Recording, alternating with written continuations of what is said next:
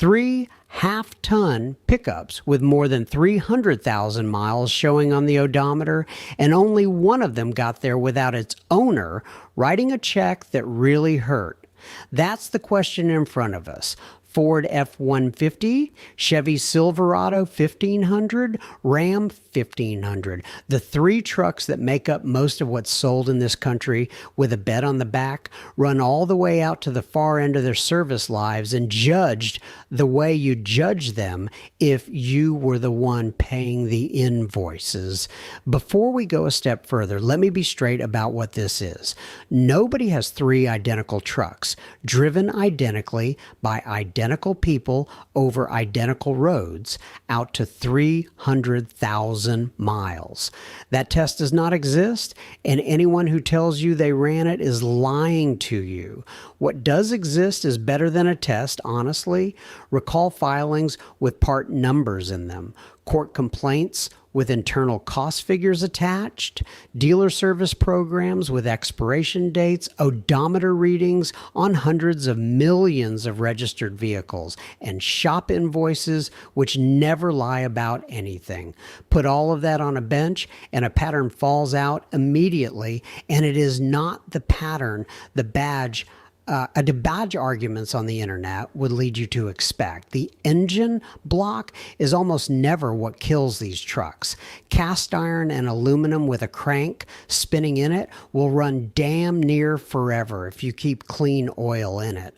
What kills them is the hardware bolted on top of the engine to make it burn a little less fuel, and the fluid nobody told you to change, and the remedy that was cheaper than the part. I've had the valve covers off more of these than I want to add up, and I keep finding the same worn lobe on the same cylinders. So by the end of this, you'll know which of the three actually survives, what it costs when it doesn't, and roughly what your own truck is going to ask you for between here and the end. And there's one number I want you to wait for. It's a dollar figure per truck that appears in a federal court filing, and it explains more about what your pickup will cost you at 100,000 miles than any reliability score ever published. I'll get to it. Let's start with what actually goes wrong. Here's the thing you have to understand first, because nothing else makes sense without it. Every one of these trucks was designed under fuel economy rules. Not most of it, all of it. And there is a fundamental tension in a half-ton pickup because the thing is a brick with a big motor that spends most of its life carrying one guy and a coffee. Engineers had two honest options: make the engine smaller and lean on a turbo, or leave the V8 alone and shut cylinders off when nobody's asking for them. Ford went hard at the first. General Motors went hard at the second. Ram tried to have it both ways. Both roads add moving parts to a place where moving parts had never been before. Take cylinder deactivation. In an ordinary pushrod V8, the lifter is about the simplest thing in the engine. A little steel cup with a roller on the bottom that rides the cam lobe and pushes a rod up to open a valve. That's it. That's the whole job. Now, give that same part a second job. On command, collapse internally so the valve stops opening at all, then pop back out a fraction of a second later when your foot goes down. To do that, it needs a locking pin, a spring, and a supply of oil pressure switched by a solenoid. Millions of cycles. Every mile you drive, ask any machinist what happens to a small spring-loaded pin operating in a hot bath of oil that has any dirt in it, and they'll tell you before you finish the sentence. It sticks, and when it sticks in the wrong position, the lifter stops following the lobe properly. The roller stops rolling, and it starts grinding the cam. Now you have hardened steel dust in your oil, which goes everywhere because because that's what oil does. That's the mechanism behind nearly every expensive thing that happens to these trucks in the second half of their lives. It isn't wear in the normal sense. The old hands who came up on small blocks and 306s understood engine life as a slow, honest, predictable thing. Rings and bearings giving up gradually over hundreds of thousands of miles, telling you the whole way.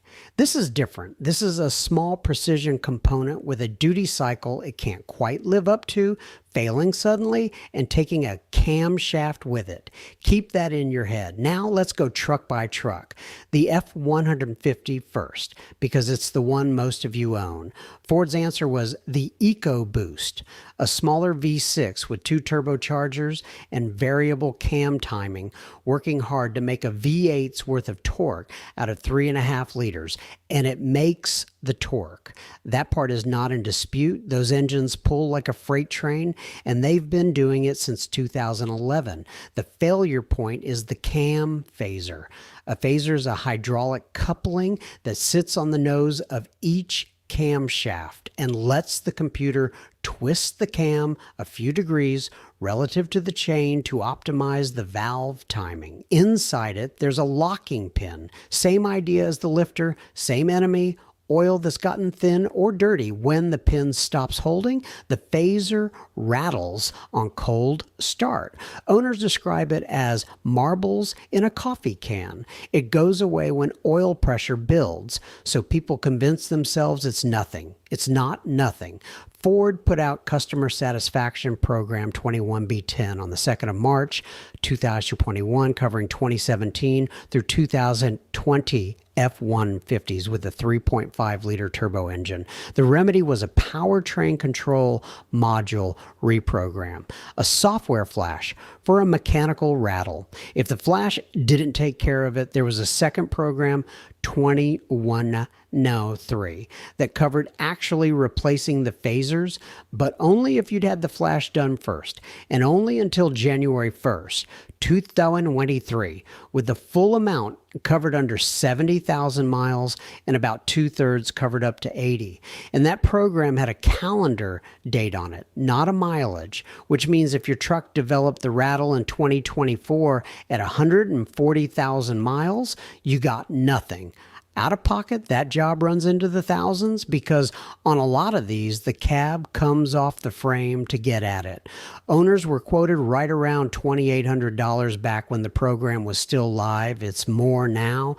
The other Ford problem is the 10 speed. The 1080 has been the subject of class action litigation for years, alleging that it shifts harshly, lunges, and occasionally drops power, and that Ford's own service bulletins characterize the abrupt shifting as normal operation. A federal judge in Illinois let a chunk of that case survived Ford's motion to dismiss as recently as February of 2026, so it is very much still live. There's also a small recall from October 2025 covering remanufactured 10 R80 units built with a bearing missing, which could allow a truck to roll away out of park. That one's tiny by recall standards, but I mention it because a remanufactured transmission is exactly what a high mileage owner buys. Now, the good news, and it's real, the 5.0 liter V8, the Coyote, is a genuinely durable engine, and if you want an F-150 that sees 300,000 miles, that's the one to go find. It's not perfect. Some of them use oil, usually through the crankcase ventilation system rather than the rings, and the timing chain tensioners will let the chain slap on startup if the oil's been neglected. Chains do break, but it's a naturally aspirated V8 with no cylinder deactivation and no turbo heat soaking the oil. And with 5,000 mile oil changes, they go and go. Now, the Silverado, and I'm going to spend the longest here because General Motors has had the worst decade of the three, and the documentation is extraordinary. Start with the 5.3. GM's cylinder deactivation started out as active fuel management around 2005 and became dynamic fuel management in 2019, which is the same idea with a lot more math. The computer picks from a whole menu of firing patterns instead of just cutting to 4 cylinders. The lifters do the work either way, and they are the single most common reason a Silverado with under 120,000 miles ends up in a shop needing valve train work. The bill depends entirely on how fast you react. Catch it as a tick, replace lifters on one bank, you're looking at the low thousands. Let it grind the cam and circulate metal, and you're into engine territory. One shop's published case, a 2016 Silverado, 78,000 miles, all 16 lifters replaced, double engine flush. $3,550. The disabler module that would have prevented it costs about $85. That's the entire tragedy of this system in 2 numbers. There's a federal class action over these lifters that's been grinding through a Michigan court since December of 2021. Then there's the 6.2. In April of 2025, GM recalled 597,630 trucks and SUVs. Silverado 1500, Sierra 1500, Tahoe, Suburban, Yukon, Escalade, model years 2021 through 2024. Because of manufacturing defects in the connecting rods and crankshafts, their own filing describes sediment in the oil passages and crankshafts finished out of specification, and the failure mode is a rod bearing letting go with no warning at all. Sometimes the rod exits through the side of the block. Watch what happened next, because this is the part that matters. Dealers were told to inspect. Engines that failed inspection got replaced. Engines that passed got a different grade of oil, a 0W40 instead of the thinner stuff, and sent back out the door. Then engines that had already been through the remedy started failing anyway. And in early 2026, the federal safety regulator opened a formal query into whether the remedy was adequate at all, citing dozens of complaints of trucks losing power after the fix. Thicker oil for a bearing problem. Hold that thought. I'll give you the honest counterweight too, because it exists. In the biggest longevity data set going, the Silverado 1500 is actually the best of these 3 at reaching 250,000 miles, 12.9% against a truck segment average of 13. Not great, but the F-150 sits at 5.9 and the Ram 1500 at 3.5 in that same run of the numbers. And the average vehicle of any kind is 4.8. So whatever GM has done wrong, the fleet keeps grinding out the miles anyway, probably because so many of them are working trucks bought by people who service them on a schedule. Quick word while you're here. If any of this has been useful so far, subscribing takes you 2 seconds. And it's the only thing that decides whether this channel keeps going. That's the whole ask, because we've still got the Ram to do, and then the number I promised you, the one out of the court filing, the Ram then. The 5.7 Hemi is the least sophisticated engine in this comparison, and that is meant as a compliment. Push rods, 2 valves per cylinder, iron block. It also has cylinder deactivation, and it fails the same way GM's does. A lifter goes, the cam lobe goes with it, and the shop quotes you somewhere between $3,000 and $7,000 depending on how much metal went for a ride. There's been litigation over it since at least 2022, alleging the manufacturer knew about the valve train problem for years. If you're shopping used and the seller says it's just the Hemi tick and they all do that, walk away. Some of them do tick harmlessly. You cannot tell which from the driveway, and the wrong answer costs more than the truck's worth. The most commonly reported Ram problem isn't even the lifters, though. It's exhaust manifold bolts.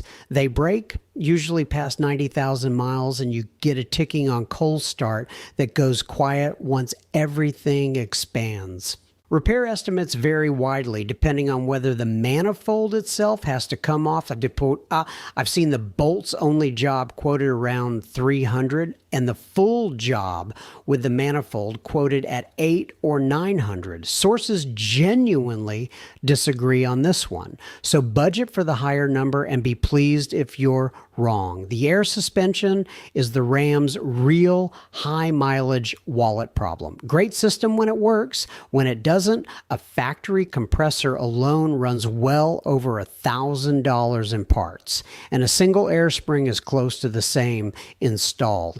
I've seen dealer quotes on a full system in the thousands. There are aftermarket coil conversion kits precisely because of this, and for a truck at 300,000 miles, converting to steel springs is the sane financial decision every single time. The transmission, though, is Ram's ace. The ZF 8-speed is a genuinely excellent unit that regularly goes past 200,000 miles and quite often well past 300, which brings up something I want you to hear clearly. Ram's owner's manual has historically stated that the factory fill will lubricate the transmission for the life of the vehicle, and that routine fluid and filter changes are not required. ZF, the company that actually designed and built the thing, publishes intervals in the range of 50 to 80,000 miles, depending on how hard you use it. Those two statements cannot both be right. One of them was written by the people who made the part, and one of them was written for a warranty period. Drain and refill a ZF 8-speed every 60,000 miles, and it will outlive the truck around it. Believe the manual, and you'll be shopping for a rebuild somewhere north of 150. Same story, by the way, for the 10-speed in the Ford. A couple of things that don't fit anywhere neatly, but matter at this mileage. Bodies. Since 2015, the F-150's cab, doors, hood, and bed have been aluminum on a steel frame. Aluminum doesn't rust, and if you live where they salt the roads, that is worth real money. No rotted cab corners, no bedsides bubbling out from the inside, but it's not free. Aluminum can corrode galvanically wherever it's bolted to steel, and the coating between them is broken down. And collision repair costs more because a shop needs separate tools and a separate clean area, so steel dust never lands on bare aluminum. Insurance loss data has consistently shown higher claim costs on aluminum-bodied vehicles. So, better odds of a straight, solid truck at 15 years old. Worst day if someone backs into you. And a word about longevity statistics generally, since I quoted some. Those percentages move around a lot between annual studies as the methodology changes. The F-150 came out around 15.8% in one year's study and 5.9% in a later one. That's not the truck changing. That's the math changing. So use those numbers to rank, not to predict, and treat the whole category with some suspicion, because heavy-duty trucks dominate the top of every one of these lists, and part of the reason is simply that businesses buy them and service them like assets instead of like personal vehicles. There's also a claim circulating widely right now that GM deleted cylinder deactivation from the 2026 Silverado's V8s. I went looking in the trade press that covers GM most closely, traced that story back to auto-generated content, and says nothing changed for 2026. There is a patent for a new system. A patent is not a truck on a lot. I can't verify the deletion, so I'm not going to tell you it happened, right? The number, when General Motors 8-speed automatic started shuttering, the company's response was fluid. First, one revised automatic transmission fluid, then another. Service bulletins went out telling dealers to flush the transmission. If you complained inside your warranty, the flush was covered. If the shutter came back afterward, that was your problem. Now, in the consolidated federal complaint over those transmissions, a 900-page filing brought on behalf of owners across dozens of states. The plaintiffs allege something very specific. They allege that GM's own engineers proposed a fix to the transmission problem that would have cost about $305 per vehicle. Across the affected fleet, that came to roughly $592 million. $305. That's what the metal cost. And what you got instead was fluid. Understand what that means for you? Sitting in the driver's seat of a truck you're still paying for. It means the shudder you feel between 40 and 60 miles an hour was not bad luck, and it was not your driving. It was a line item. Somebody sat in a room and compared a number against a much larger number, and the smaller one lost. And the difference didn't disappear. It moved. It came to you 5 or 8 years later in the form of a $5,000 transmission at 100,000 miles right after the coverage ended. That's the trick. Not that they didn't fix it, that they fixed it with something that would hold exactly long enough. I want to be scrupulous with you here. That is an allegation in a lawsuit, not a proven fact. GM disputed it, and a court later decertified the class, so no jury ever weighed it. Take it as a claim under oath rather than a verdict, but you don't need a verdict to see the shape of the thing, because the shape shows up everywhere once you know to look for it.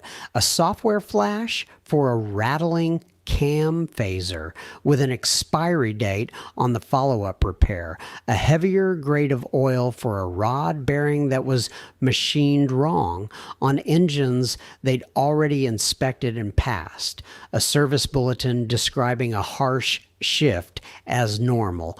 Every one of those remedies has something in common, and it isn't that they're wrong about the physics, it's that each one is cheaper than the part. A gallon of fluid, a file over the diagnostic port, a different bottle of oil, all of them arrive at the dealer before the metal does. So here's what you actually take from this. The next time somebody in a service drive tells you the fix for a mechanical noise is a fluid or a reflash, you're going to ask one question. What does the part cost, and what does this cost? If the answer to the second one is a rounding error next to the first, you now know exactly what you're being handed and roughly how long it's meant to last. It's not going to work on you again. Let me pull back for a second because I don't want to leave you angry about a transmission. There's a thing that happens when you keep a vehicle to 300,000 miles that nobody puts in a brochure. You stop being a customer. Somewhere around the second set of brakes and the first serious repair you make yourself, the relationship changes.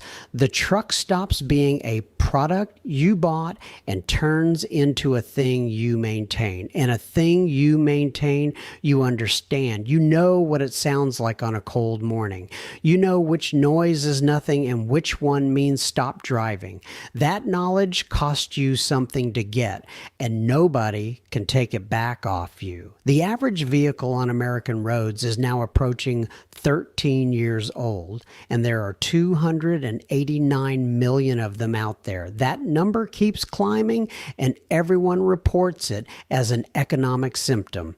People can't afford new. Sure, but some of it is just people getting good. It's just 300,000 miles isn't luck, and it isn't brand loyalty. It's a series of small, correct decisions made by somebody who bothered to find out how their own truck works. That's not nostalgia for older machines. That's a skill, and it's available to anyone willing to spend an evening learning it. All right, the practical part. Here's how I'd actually run the decision. If you already own one of these, 3 jobs in this order. Change the transmission fluid on a mileage schedule, regardless of what the manual says, around 60,000 miles. And if you tow, sooner. Change the engine oil at 5,000 miles with the correct specification, no exceptions, because every single expensive failure in this video traces back to oil that got dirty or thin around a small precision part. And if your truck has cylinder deactivation and you plan to keep it, fit a disabler. You'll lose a mile or two per gallon. Weigh that against the cost of a valve train job, and it isn't close. If you're buying used, don't shop by badge. Shop by drivetrain. Cold start it. You want it stone cold, not warmed up in the seller's driveway. And if they've already got it running when you arrive, come back another day. Listen for the first 15 seconds. On a Ford, that's when the phaser rattle shows itself. On a Chevy or a Ram, that's when a collapsing lifter ticks. Then drive it from a stop through the mid-range and feel for shudder under light throttle at highway speed and pull the oil fill cap and look for glitter. For the repair or replace call, here's the procedure rather than a rule. Get a written quote for the actual job. Then look up what your truck sells for privately in your condition right now. Then ask what the same money buys you as a replacement, and be honest that the replacement is also somebody's problem truck. If the repair costs less than about a third of the truck's value and the rest of the drivetrain is sound, do the repair. If you're on your second major failure in 18 months, that's not a truck with a problem. That's a truck telling you something. And if the quote exceeds what the truck's worth, that's not automatically a no. A $5,000 repair on a truck worth $4,000 still buys cheaper miles than a $50,000 replacement. And the arithmetic on that surprises people every time. So, which one wins? Honestly, at 300,000 miles, the badge on the tailgate matters less than which engine and which transmission are underneath it. A 5.0 Ford with a service 10-speed, a non-deactivating Chevy V8, and a Hemi Ram on coil springs with a ZF that's had its fluid changed will all get there. A Turbo 6 with a neglected oil, a 5.3 with the lifters left cycling, and a Ram on original air suspension will all break your heart, and roughly on the same schedule. If you're forced to pick one on the data, the Silverado has the best odds of crossing 250,000 miles. The Ram has the lowest average annual repair cost of the three, and the F-150 has the strongest single engine option in the 5.0. Pick the combination, not the brand. Here's what I want that to buy you.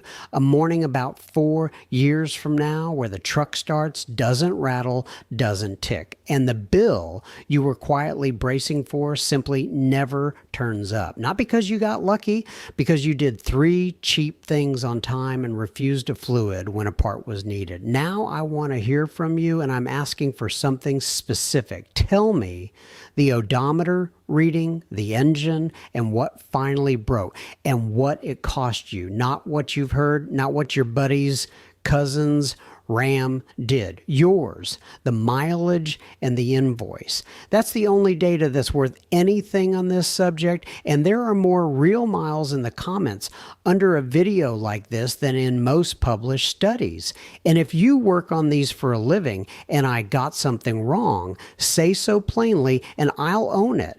I'd rather be corrected than repeated. There's one thread I deliberately left alone in this, and it's been bothering me for a while.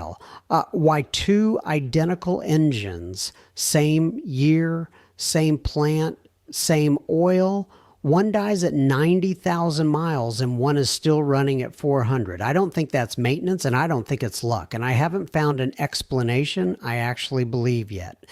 When I do, that's a video. Subscribe if you want to be around for it. Keep the oil clean. Don't believe the word lifetime, and I'll see you next time.